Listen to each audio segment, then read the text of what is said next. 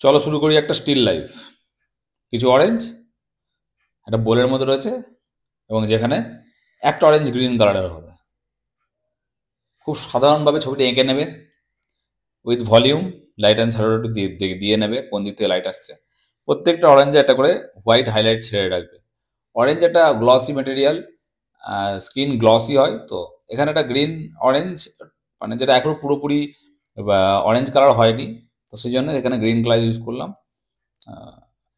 এইসব পেন্টিং খুব সহজ সরল, কিন্তু যারা ছোটরা যারা নতুন নতুন করে শুরু করছো তাদের যে কত উপকার হবে প্র্যাকটিস করলে বুঝতে পারবে।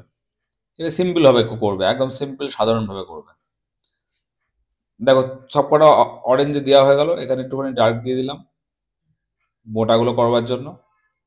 সাধারণ সহজ সরলভাবে, বেশি একগাতে রং চাপাবে না কেউ, তার জন্য তোমাদের ওয়াটার কালার হার্ড হয়ে যায়, সফটনেসটা চলে যায়। এখানে ওপাশ থেকে লাইট আসে, তার শ্যাডোটা বোলের মধ্যে পড়েছে।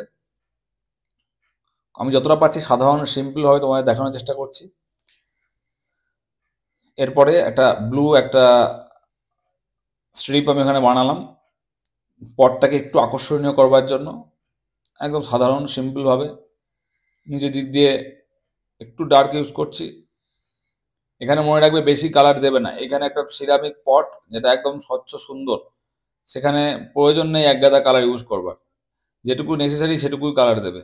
আর জলের পরিমাণটা অবশ্যই মেনটেন করবে। জল দিয়ে ছবি আঁকতে হয়, জল রঙে। শুধু কালার দিয়ে অ্যাক্রিলিকের মতন করলে কিন্তু হবে না, তাহলে এই স্বচ্ছতাটা আসবে না, লাস্টে গিয়ে দেখে মনে হবে একদম হার্ড একটা পেন্টিং। আমি এখানে নর্মাল স্কেচবুক ইউজ করেছি, কোনো দামি হ্যান্ডমেড ইউজ করিনি। আমি এই ভিডিওটা বানাচ্ছি তাদের জন্য যারা ওয়াটার কালারটাকে শিখছে এখন, তাদের জন্য।